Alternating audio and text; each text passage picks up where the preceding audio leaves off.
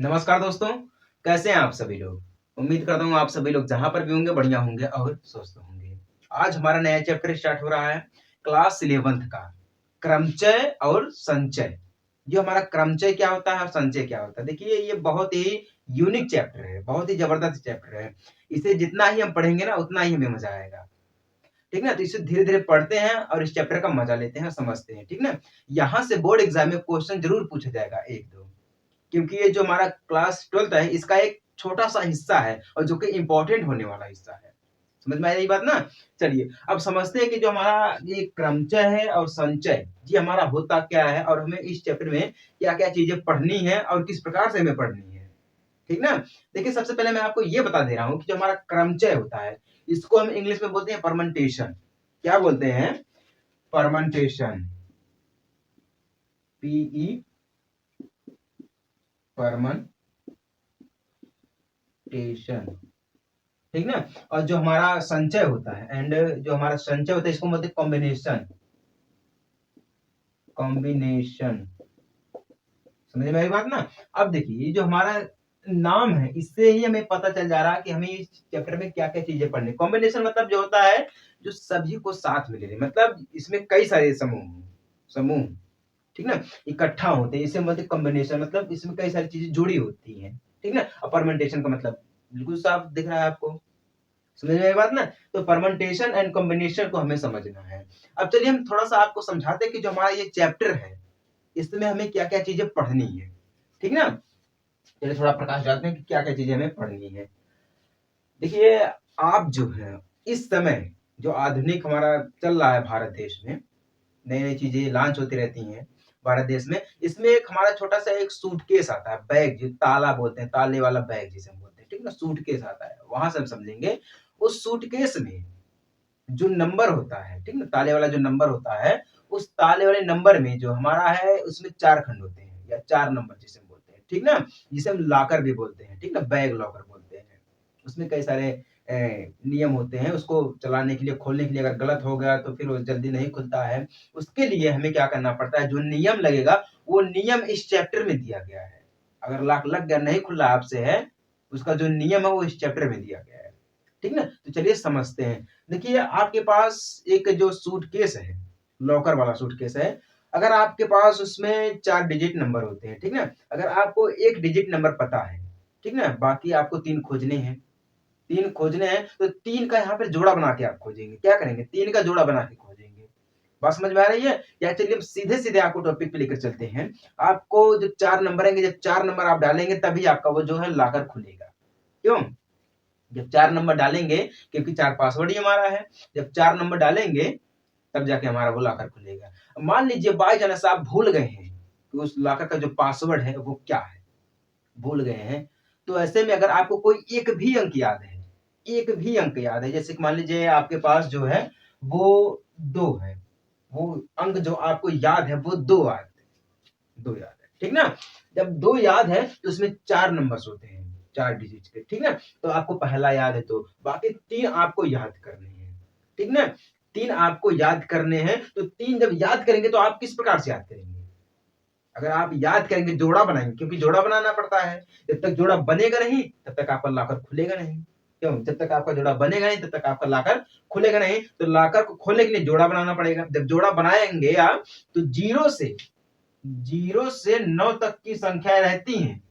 0 से 9 तक की संख्याएँ रहती हैं जिसमें हम जोड़ा बनाते हैं, ठीक है? 10 नंबर आता है, जैसे कि 1 से लेके 10 तक, ठीक है? 1 से लेके 10 तक है तो हमारा दहाई में चला गया, 10 जो हमारा है वो दहाई में चला गया, इसलिए हम 0 से लेके 9 के बीच में करते हैं, 10 नंबर हमारा आ जाता है।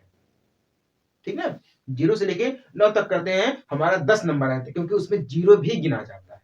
ठीक ना? 0 भी गिना जाता है। जब 10 नंबर हमारा आ जाता है, तो 10 नंबर में से ही हमें 3 का जोड़ा बनाना पड़ेगा। जब 3 का हम जोड़ा बनाएँगे तो उसके लिए हमें ज़्यादा समय लगेगा। क्यों? जब ज़्यादा समय लगेगा, तो फिर हमारा समय जो है बिल्कुल बर्बाद चला जाएगा।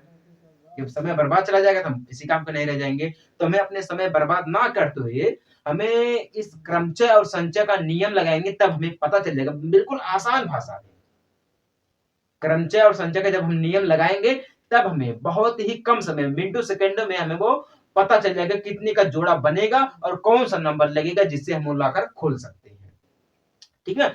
यही हमारा है क्रमचय और संचय का नियम। इसी को हमें पढ़ना है जो अधिक समय वाली चीज को कम समय में करके दिखा दे।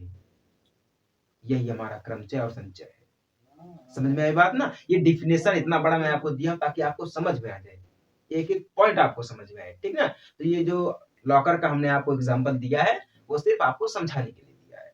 ठीक है, बाकी यही हमें समझना है। इसमें हमारा पहला टॉपिक है fundamental principle of counting.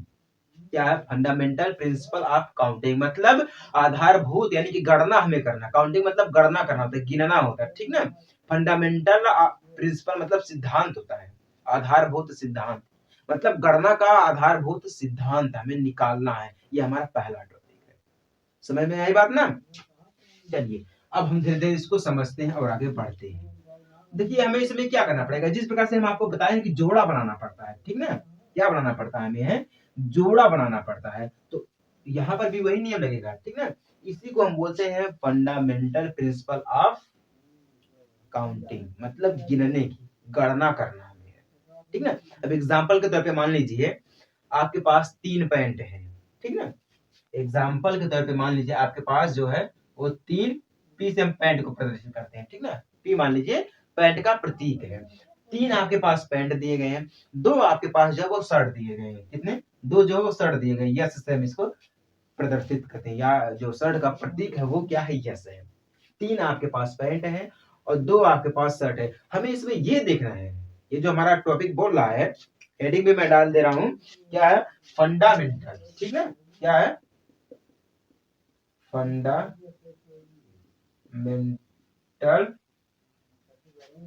Principle of counting, ये हमारा टॉपिक है। ठीक ना? क्या हमारा है? यही हमारा टॉपिक का पहला वाला पॉइंट है, जिसको हम बोलते हैं गणना का आधारभूत सिद्धांत। ठीक है? क्या बोलते हैं? गणना का आधारभूत सिद्धांत बोलते हैं। समझ में आई ना?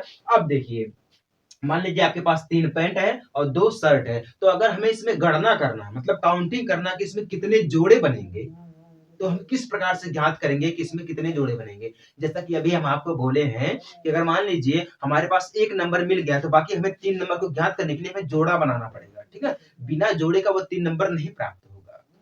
जब तक जोड़ा बनेगा नहीं तब तक नंबर प्राप्त नहीं होगा। ठीक है? उसी प्रकार से हमारा ये पहला टॉपिक बोलता है, पहला हेडिंग हमसे बोल रहा है फंडामेंटल प्रिंसिपल ऑफ काउंटिंग में कि 3 आपके पास पैंट है, 2 आपके पास शर्ट है। ठीक है? 3 पैंट है, 2 शर्ट है, तो आप इसमें बताइए कि इसमें कितने गणना की जा सकती है, मतलब इसमें कितने जोड़े बनाए जा सकते हैं या इसके कितने जोड़े हैं। तो आपको कुछ नहीं करना है, बस सिंपल सी भाषा है, जो 3 पैंट है और 2 शर्ट है उसी का आपस में कर देंगे गुणा। बहुत ही सिंपल भाषा है। ठीक है? कर देंगे 3 गुणे 2 बराबर 3 दूना 6, इसमें टोटल 6 जोड़े बनेंगे। ये प्रोबेबिलिटी है, मतलब ये प्रोबेबिलिटी मतलब संभावना है कि 6 जोड़े बन सकते हैं या 6 जोड़े बनेंगे, ये संभावना है। ठीक ना? यहाँ पे थोड़ा प्रोबेबिलिटी की भी बात की जा सकती है। ठीक ना? तो यहाँ पे 6 जोड़े बनेंगे। अब कैसे बनेंगे अभी मैं आपको समझाता हूँ, ध्यान दीजिएगा, अभी मैं आपको समझाता हूँ। मान लीजिए हमारे पास यही दिया गया है। ठीक है? 3 पैंट है, P1 कर देता है उसको, P2 कर देता है और P3 कर देता है, मतलब 3 पैंट है, 1 2 3, 1 2 3 पैंट हमारे पास दिए गए। ठीक ना? 3 पैंट हमारे पास दिए गए हैं, उसमें से क्या बोल रहा है, जब 3 पैंट कितना जोड़े मतलब इसका भी एक जोड़ा बनेगा, इसका भी एक जोड़ा बनेगा और इसका भी एक जोड़ा बनेगा। क्यों बनेगा ना? तो हम यहाँ से खींचते हैं एक लाइन। ठीक ना? जब एक लाइन खींचेंगे तो हमारा यहाँ से ये चला जाएगा, मतलब ये हमारा क्या हो जाएगा? S1 और S2 मान लेते हैं। ठीक ना? 2 शर्ट है, S1 पहला शर्ट, S2 को हम मान लेते हैं दूसरा शर्ट। ठीक है?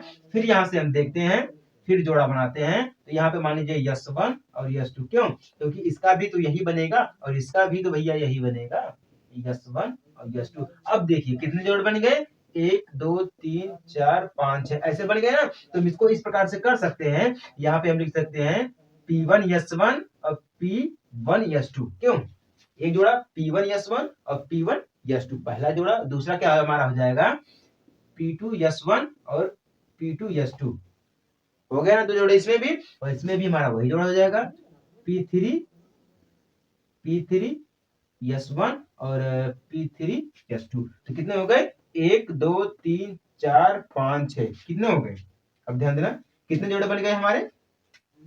1 2 3 4 5 ये 6, टोटल कितने जोड़े बन गए 6। अब यही हम आपको बोलेंगे सिंपल तरीका से आपस में कर देना गुणा, कितने हो जाएंगे, जितना गुणा करने पे आएगा वही हमारा हो जाएगा, जितने जोड़े बनेंगे, ठीक ना, वही हमारा हो जाएगा फंडामेंटल प्रिंसिपल ऑफ काउंटिंग।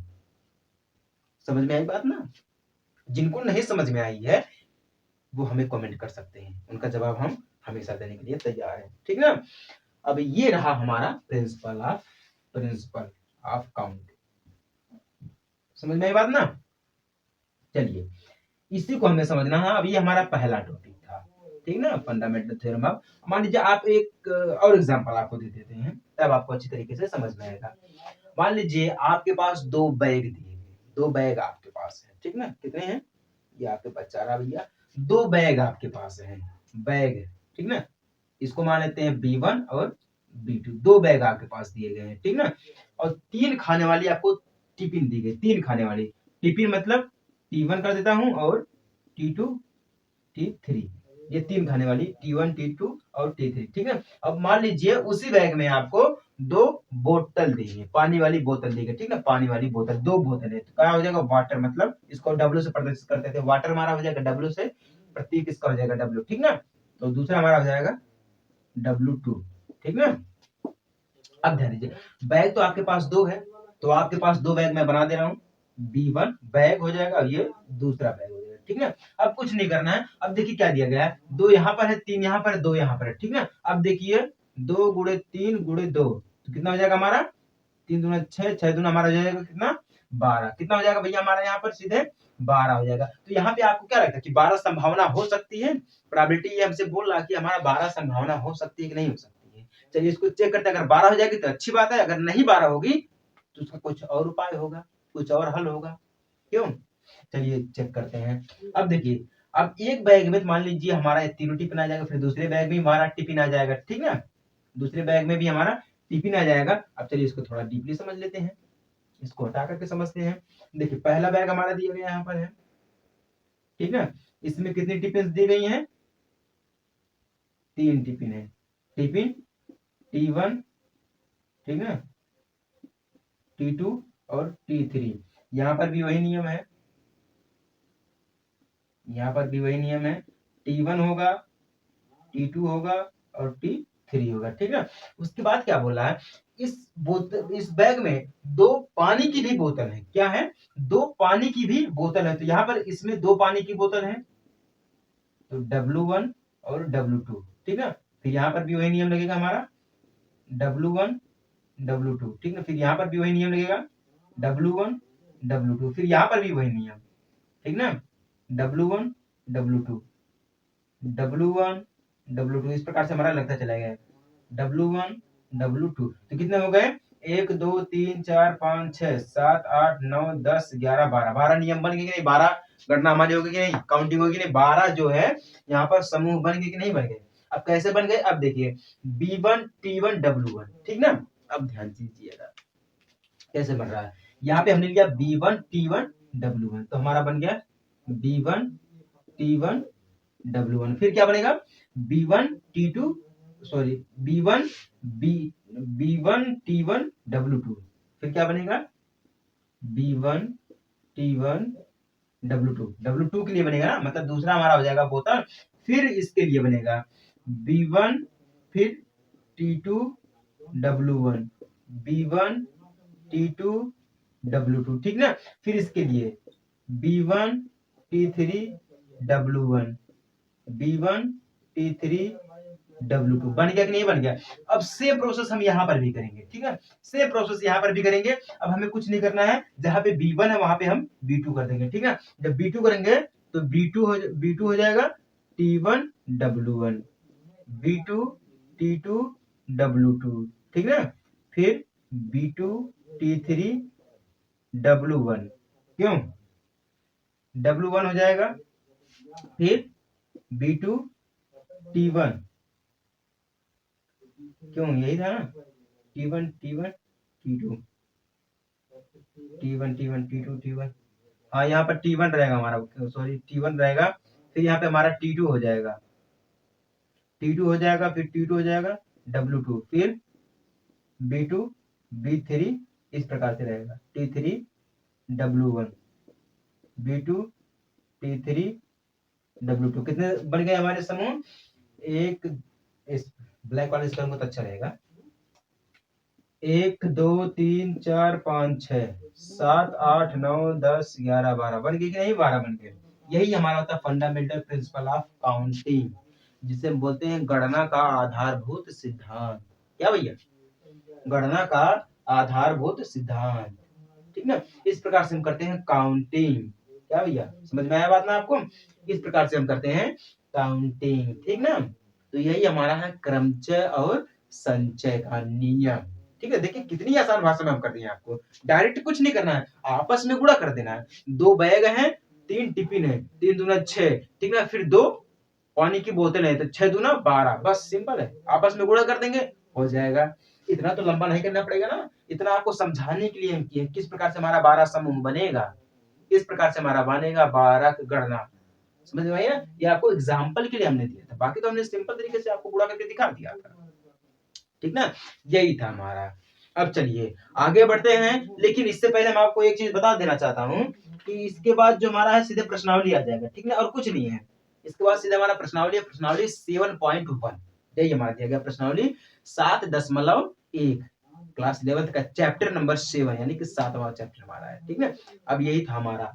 अब जो हमारा पहला टॉपिक दिया गया है, और उस पहले टॉपिक का जो हमें जितने क्वेश्चन दिए गए हैं वो सब हमारे क्वेश्चन प्रश्नावली यानी कि एक्सरसाइज 7.1 में दिए गए। ठीक है, अब इसी नियम से हम 7.1 के प्रश्नावली को या उसके जितने भी क्वेश्चन है उन सभी को हम सॉल्व करेंगे। ठीक ना? चलिए मिलते हैं आपसे अगले वीडियो में प्रश्नावली 7.1 के से। इसकी जो प्रश्नावली 7.1 यानी कि पहले इसकी जो प्रश्नावली है उसको आज हम सॉल्व करेंगे। देखिए क्वेश्चन जो है ना, ये बहुत ही सिंपल क्वेश्चन इसमें पूछा गया। टोटल इसमें 6 क्वेश्चन पूछे गए हैं, लेकिन बहुत ही आसान भाषा में पूछे गए हैं। हम इस क्वेश्चन को देखेंगे, समझेंगे, तब सरल करेंगे। ठीक ना? नहीं तो बहुत लोग क्या करते हैं, क्वेश्चन को पढ़ ले जाते हैं लेकिन समझ नहीं पाते हैं। जब आप क्वेश्चन को समझ नहीं पाएंगे तब आप परीक्षा में फेल हो जाएंगे, बेसीधी बात है। जब क्वेश्चन को समझ ही नहीं पाएंगे तो लिखेंगे क्या? जब लिख नहीं पाएंगे तो फेल हो जाएंगे, स्वाभाविक है कि नहीं है? तो हमसे ये पहला क्वेश्चन क्या कह रहा है, अंक 1 2 3 4 और 5 से कितनी 3 अंकीय संख्याएं बनाई जा सकती है? मतलब हमारे पास संख्या दी गई है 1 से लेकर 5 तक, इसमें हमसे पूछ रहा है कि कितनी ऐसी संख्याएं हैं जो 3 अंक की बन सकती हैं। ठीक ना? लेकिन इसमें कंडीशन दिया गया है, दो कंडीशन दी गई है। पहला दिया गया है अंकों की पुनरावृत्ति की अनुमति हो, मतलब अंक को हम दोबारा लिख सकते हैं। ठीक ना? अब दूसरी कंडीशन क्या दी गई है, अंकों की पुनरावृत्ति की अनुमति नहीं हो, मतलब अंक को हम दोबारा नहीं लिख सकते। ठीक ना? इसमें 2 कंडीशन दी गई है। अब चलिए इसको हम सॉल्व करते हैं। आप समझ गए ना क्वेश्चन हमसे क्या पूछ रहा है? देखिए हम आपको समझाए हैं, अभी पिछले वीडियो में हम समझाए कि हमारा ये जो परमेंटेशन क्या होता है। ठीक है, परमेंटेशन नहीं समझा रहे थे, उसमें से एक हमारा टॉपिक था fundamental principle the counting. Fundamental principle the counting मतलब गणना का आधारभूत सिद्धांत, उसमें हम आपको ये समझाए हैं। ठीक ना? जिसने भी नहीं देखा है, जिसने भी नहीं देखा वो लोग जाए देखें और समझे। ठीक ना? उसके बाद प्रश्नावली को सॉल्व करेंगे। चलिए देखिए, अब हम पहली कंडीशन को लेकर चलते हैं, फॉलो करते हैं। अब देखते हैं इसमें कितनी 3 अंक की संख्याएं बन सकती हैं। अब पहली कंडीशन में हमसे क्या पूछ रहा है, संख्या दी है हमारे पास है 1 2 3 4 एंड 5। ये हमारे पास 5 ऐसी संख्याएं दी हैं। ठीक ना? अब ध्यान दीजिएगा, अब जो हमारी 3 अंक की संख्या, 3 अंक की संख्या जैसे मान लीजिए हमारे पास जगह 100। ठीक है, ये भी 3 अंक की है। अब इसमें देखिए ध्यान दीजिएगा, इसमें कंडीशन हमारी क्या है, ये हमारा इकाई होता है, ये दहाई होता है और ये सैकड़ा होता है। 3 अंक में इकाई, दहाई और सैकड़ा होता है कि नहीं होता है? तो इकाई 1 अंक की होती है, दहाई 2 अंक की होती है और तिहाई 3 अंक की होती है। क्यों? समझ में आई बात ना? इसीलिए हम बोलते हैं 3 अंक की, मतलब तिहाई। तो ये कितने अंक की है? 3 अंक की है। इसी प्रकार से अगर हम बात करें तो हमारे पास 199 देख लीजिए, ये भी हमारी तिहाई मतलब सैकड़े में जाती है। 200 देख लीजिए, मतलब 100 से ऊपर और 999 से नीचे जितनी भी संख्या रहेंगे सब हमारी तिहाई में रहेंगी। ये सभी लोगों को पता है, ये कॉमन चीज है। ठीक है, बताने की हमें जरूरत नहीं है।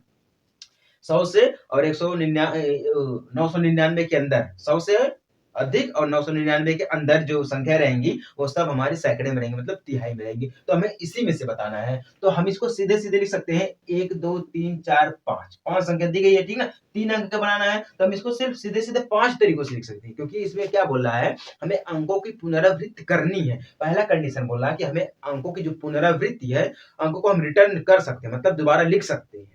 ठीक है। जब हम दोबारा लिख सकते हैं तो हम इसको क्या लिखेंगे, 5 तरीकों से। कौन से? 1 2 3 4 5, ठीक है। 5 तरीकों से हम इसको लिख सकते हैं। लेकिन कब? जब तिहाई में रहेगा हमारा, 3 अंक में, ठीक ना, क्योंकि तिहाई बोल रहा है ना, 3 अंक में रहेगा, 3 अंक में लिख सकते हैं। उसके बाद हम दहाई में आएंगे, दहाई में आएंगे तो हम इसको एक को छोड़ेंगे। हम कितने तरीकों से लिख सकते हैं इसको? 4 तरीकों से, 1 2 3 4, ठीक ना। इस प्रकार से हम लिखेंगे। लेकिन एक कंडीशन यहाँ पे ये भी बोल रहा है कि जब हमारा यहाँ पे देखिए बोल रहा है कि 3 अंकीय है, जब 3 अंकीय रहेंगी तो पहला कंडीशन लेंगे तो अंकों की पुनरावृत्ति, मतलब इसको हम दोबारा लिख सकते हैं अंक को, ठीक है।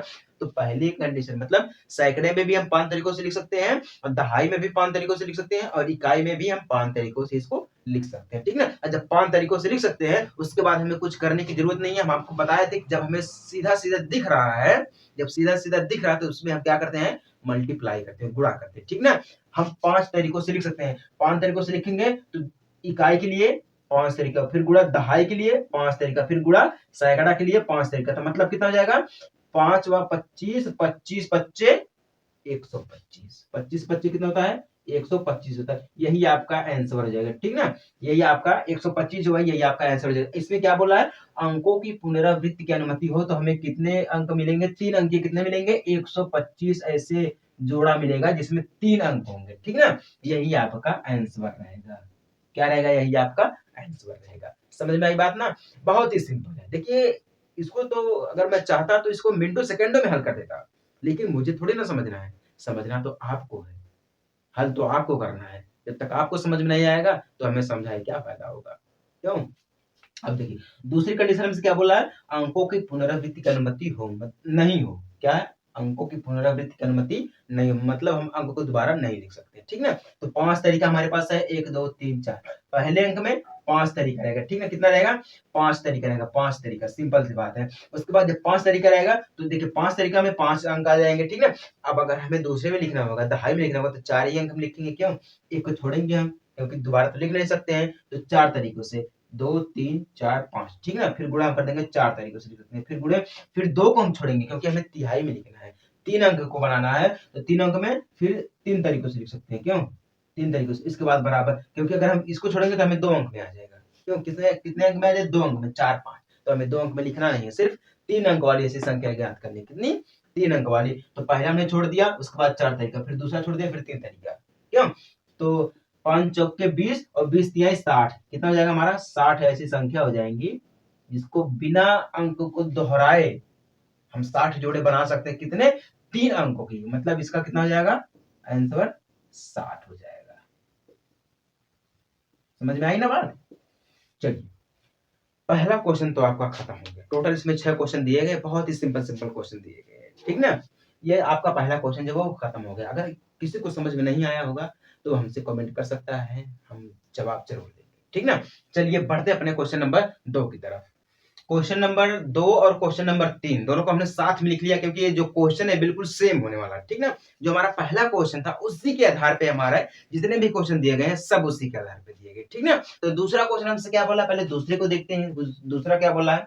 अंक 1 2 3 4 5 6 से कितनी 3 अंकीय सम संख्याएं बनाई जा सकती है? कितनी 3 अंकीय सम संख्याएं बनाई जा सकती है, ठीक ना। यदि अंकों की पुनरावृत्ति की जा सकती है, अगर अंकों को हम दोबारा लिख सकते हैं तो कितनी ऐसी संख्या जो सम बन सकती है, ठीक ना। 3 अंक की वो भी सम बन सकती है। चलिए इसको हम सॉल्व करते हैं। तो जिस प्रकार से हमने आपको पहले बताया था उसी प्रकार से ये भी हमारा है, ठीक है।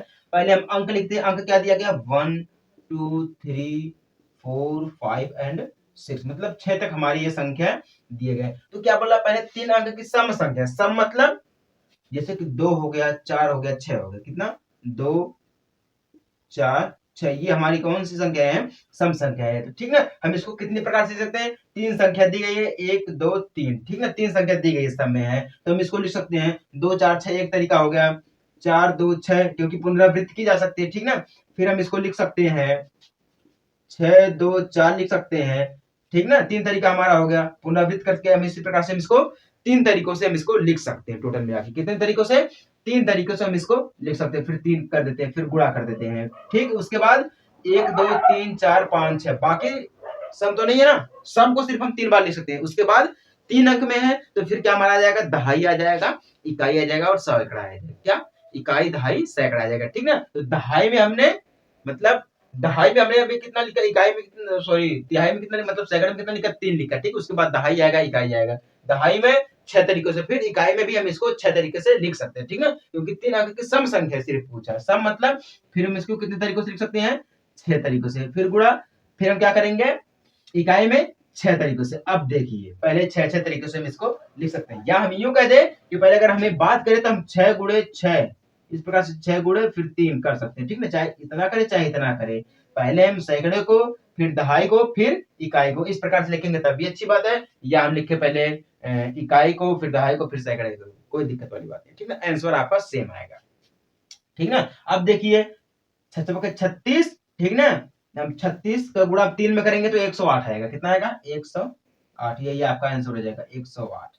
कंफर्म हो गया ना, बहुत ही सिंपल है, यही आपका आंसर हो जाएगा 108। मतलब 3 अंक की ऐसी कितनी सम संख्याएं हैं कि जो जो हमारी पुनरावृत्ति करने पर आ सकते हैं, जोड़ा बन सकता है 3 संख्या को, कितना 108 संख्याएं ऐसी है, ठीक है ना, 108 संख्याएं ऐसी ही हमारी है। चलिए ये तो हमारा खत्म हो गया। अब हम बात करते हैं तीसरे क्वेश्चन की, ठीक है, बहुत ही सिंपल दिया गया भैया, अगर आप ध्यान से देखेंगे समझेंगे तब आपको समझ में आएगा, अगर नहीं ध्यान देंगे समझेंगे तो फिर आपको छोटा क्वेश्चन भी बहुत बड़ा लगेगा, ठीक है। अब तीसरा हमसे क्या बोला है, अंग्रेजी वर्णमाला के प्रथम 10 अक्षरों से कितने 4 अक्षर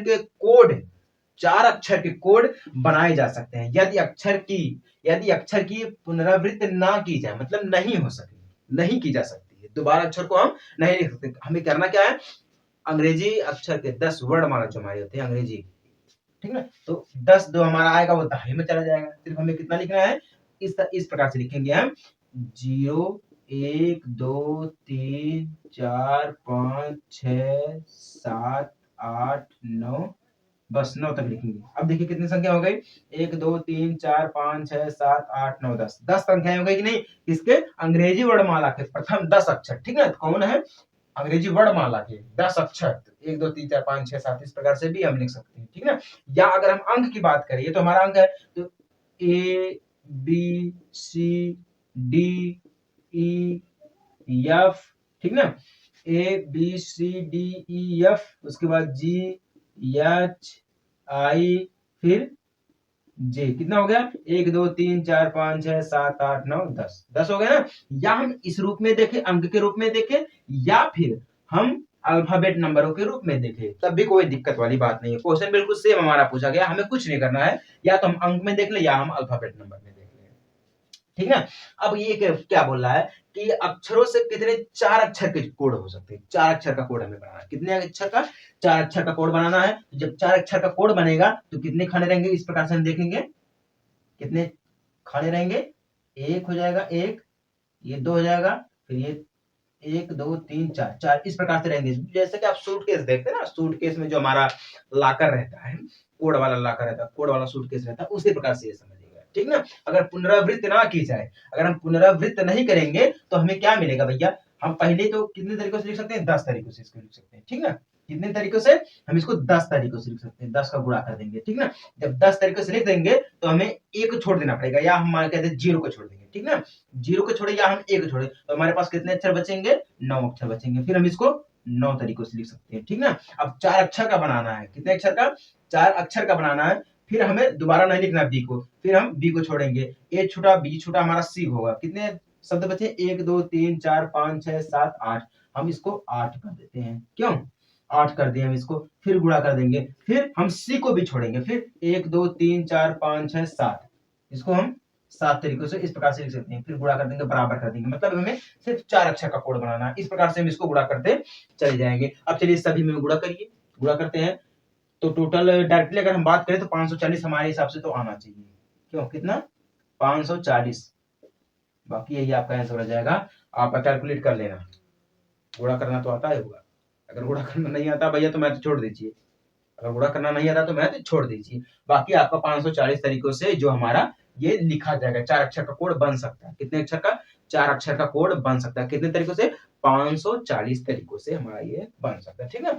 आप अल्फाबेट में समझना चाहे अल्फाबेट में भी समझ सकते हैं, ए को छोड़ेंगे, फिर बी को छोड़ेंगे, फिर सी को छोड़ेंगे, फिर डी को छोड़ेंगे, इस प्रकार से हम छोड़ेंगे, या हम 0 से बात करें 0 को छोड़ेंगे, क्योंकि हम 10 नहीं लिख सकते हैं, 10 लिखेंगे तो हमारा दहाई में आ जाएगा, ठीक है। अब 10 जब लिख देंगे तो हमारा 11 अंक हो जाएगा, क्यों? 9 तक तो वैसे हम लिखेंगे 1 से लेके 9 तक, फिर 10 लिख देंगे तो हमारा एक एक्स्ट्रा चला जाएगा, क्योंकि हमें 10 अक्षर ही बनाने हैं, तो अल्फाबेट में, क्योंकि बोल रहा है अंग्रेजी वर्णमाला है, तो अंग्रेजी वर्णमाला हमारा ये है, ठीक ना? ये तो हम अंक के लिए आपको समझाए हैं, जो हमारा 0 से लेके 9 तक दिया गया है, ये हम आपको अंक में समझाए हैं, ताकि आपको अल्फाबेट में भी दिक्कत ना हो और अंक में भी आपको दिक्कत ना हो, ठीक ना? समझ में आई बात ना आपको? चलिए अब हम बात करते हैं क्वेश्चन नंबर 4 और 5 दोनों को साथ में लिखते हैं, छोटा-छोटा क्वेश्चन दिया गया है। चलिए शुरू करते हैं। जो हमारा क्वेश्चन नंबर चौथा और पांचवा दिया गया है, ये किस प्रकार से दिया गया है और हम इसको समझते हैं कि हमारा किस प्रकार से सॉल्व होगा। क्वेश्चन बड़ा है कि क्वेश्चन छोटा है, देखते हैं समझते हैं। ये तो हमारा रहा पांचवा वाला क्वेश्चन। हम बात करेंगे सबसे पहले चौथे वाले क्वेश्चन को, इसको छोड़िए, पहले ये वाला देखिए। ये हमसे क्या बोला है, 0 से 9 तक के अंकों का प्रयोग कितने 5 अंकीय टेलीफोन नंबर बनाए जा सकते हैं। मतलब 0 से 9 तक के 0 से 9 तक के अंकों का प्रयोग करके कितने 5 अंक के टेलीफोन नंबर बनाए जा सकते हैं, ठीक ना? उसमें कंडीशन भी दिया गया है, यदि प्रत्येक नंबर 6-7 से प्रारंभ होता है और अंक एक बार से अधिक नहीं आता है। एक बार से अधिक मतलब दोबारा ना आए, मतलब कहने का मतलब है कि यहाँ पे पुनरावृत्ति जो है वो नहीं हो रही है, मतलब एक अंक को हम दोबारा ना लिख सकते हैं, ठीक ना? तो 6-7 हमारा जो है प्रारंभ से होता है, प्रारंभ होता है या प्रारंभ में है, मतलब कहने का मतलब ये कि हमारा 6-7 जो है वो है, पहले से ही ये मौजूद है, ठीक ना? तो अंक हमारा क्या हो जाएगा, 0 से लेकर हम 9 तक पहले लिख लेते हैं। 0 1 2 3 4 5 6 7 8 9, ठीक ना? अब 6-7 तो हमारा पहले से लिखा गया है, 6 और 7 जो हमारा वो संख्या पहले से ही लिखा गया, मतलब 6 और 7 जो हमारे पहले से लिखे गए हैं, तो हम इसको दोबारा लिख नहीं सकते हैं। क्यों दोबारा हम इसको लिख नहीं सकते हैं? तो 6-7 को हटाइए, 6-7 को हटाइए, हम इसको कितने तरीके से लिख सकते हैं, 1 2 3 4 5 6 7, 1 2 3 4 5 6 7 8, टोटल कितने तरीकों से लिख सकते हैं इसको हम, 2 को छोड़िए 8 तरीके बचे हमारे पास, कितने 8 तरीके बचे हैं, तो हम इसको कितने तरीके से लिख सकते हैं, 8 तरीके, फिर गुणा कर देंगे, 8 तरीके से लिखेंगे, फिर 0 को हटाएंगे, फिर कितना बचेगा हमारे पास, 1 2 3 4 5 6 7, 7 तरीका बचेगा, फिर हम इसको 7 तरीकों से करेंगे, ठीक ना?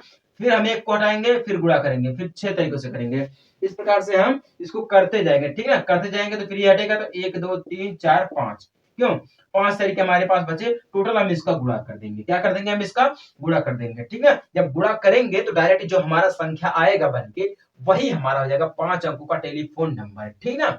वही हमारा बन जाएगा 5 अंकों का टेलीफोन नंबर, तो हम इसका गुणा कर देंगे, 8 37 56 छक्का 336, 336 ये जो हमारा आएगा, यही हमारा हो जाएगा आंसर। समझ में आई बात ना? यही हमारा हो जाएगा आंसर, मतलब 5 अंक के टेलीफोन नंबर, 5 अंक का जो टेलीफोन नंबर हमारा बनेगा, वो हमारा कितने का बनेगा, 336 प्रकार से बन सकता है हमारा, कितने प्रकार से, 336 प्रकार से हमारा ये टेलीफोन नंबर 5 अंकों का बन सकता है। किसी को कोई डाउट, कोई दिक्कत है? अगर आपको कहीं पर भी दिक्कत होती है तो आप हमें कमेंट कर सकते हैं बेझिझक, हम उसका जो जवाब हमेशा देते रहते हैं और कमेंट हम हमेशा पढ़ते भी रहते हैं, ठीक है? समझ में आई बात ना? तो मेहनत आप अपनी जारी रखिए, मेहनत जो है वो जारी रखिए। ऐसा नहीं है कि जो कहते हैं ना कि मेरे शब्दों से कुछ लोग मेरे अंदर देखना चाहते हैं, मेरे शब्दों से कुछ लोग मेरे अंदर देखना चाहते हैं, नादान है वो लोग जो नदी के किनारे बैठकर समंदर देखना चाहते हैं। समझ में आई बात ना? तो इस प्रकार से आपको नहीं करना है, आपको मेहनत करते रहना है। हालाँकि आपको खेलना-कूदना भी ज़रूरी है अपने स्वास्थ्य के लिए, अपने शरीर के लिए, स्वस्थ रहने के लिए हमें खेलना भी ज़रूरी है। 1 घंटा 2 घंटा हम खेल लेते हैं, पढ़ लेते हैं, समझ लेते हैं। ठीक है? मस्तिष्क को अगर हम एक जगह स्थित करके देखेंगे ना, तो बोरिंग महसूस होती है। मतलब एक ही स्थान पे, एक ही जगह रहना सभी को अच्छा नहीं लगता है। सभी को ना, मतलब किसी को भी अच्छा नहीं लगता है। सभी को ये लगता है कि हम कुछ अलग जगह जाएँ, देखें, टहलें, घूमें, समझें, ठीक ना? तो मेहनत अपनी जगह पे होती है और जो खेल-कूद है अपनी जगह पे होता है, तैयारी अपनी जगह पे होती है। समझ में आई बात ना? चलिए, उम्मीद करता हूँ आपके जो चौथा क्वेश्चन है वो समझ में आ गया होगा। अब हम बात करते हैं सीधे क्वेश्चन नंबर 5 की। तो 5वां क्वेश्चन हमसे क्या बोला है, एक सिक्का 3 बार उछाला जाता है और परिणाम अंकित कर लिया जाता है। परिणाम जो अंकित मतलब गिन लिया जाता है, अंकित का मतलब गिन लिया जाता है, ठीक ना? तो परिणामों की संभव संख्या ज्ञात कीजिए। ये जो हमारा क्वेश्चन पूछ रहा है, ये प्रायिकता से पूछ रहा है। कहाँ से है? प्रायिकता से पूछ रहा है। प्रायिकता हमारी क्या होती है? प्रोबेबिलिटी। मतलब प्रायिकता का मतलब होता है संभावना करना। किसी चीज़ की होने की संभावना को हम प्रोबेबिलिटी कहते हैं या प्रायिकता कहते हैं।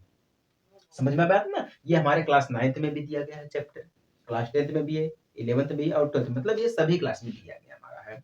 और संभावना का मतलब होता है किसी के ऊपर आप विश्वास करते हैं, ठीक ना, किसी चीज को होने की संभावना, मेरे अंदर उनकी संभावना है, मेरे अंदर उनकी इच्छा है। समझ में आया? संभावना कई प्रकार की हमारी होती है, आपको हम समझा चुके कि संभावना हमारी क्या होती है। अब देखिए कंडीशन क्या बोल रहा है हमसे है, 3 बार उछाला गया, जो हमारा एक सिक्का है वो 3 बार उछाला गया, सिक्के को हम 3 बार उछालते हैं। जब एक बार उछालेंगे तो 2 कंडीशन मिलेंगी, जब एक बार सिक्के को उछालेंगे तो हमें 2 कंडीशन मिलेंगी। क्या मिलेगा? एक हेड मिलेगा और एक हमारा टेल मिलेगा। क्यों? जब 2 बार उछालेंगे तब भी वही हमें 2 कंडीशन मिलेंगी, एक बार उछाला एक कंडीशन, 2 बार उछाले 2 कंडीशन, हेड टेल, ठीक ना। फिर उसी सिक्के को 3 बार उछालेंगे तब भी तो हमें वही मिलेगा भैया, हेड मिलेगा टेल मिलेगा, 2 ही कंडीशन रहेगी हमारा, एक हेड रहेगा एक टेल रहेगा, ठीक है। तो हमें कुछ नहीं करना है, 2 बार उछालेंगे, फिर गुणा करेंगे, फिर गुणा करेंगे, फिर ठीक ना, 2 दूना 4 दूना 8, इस प्रकार से हमारा कितना हो जा रहा है?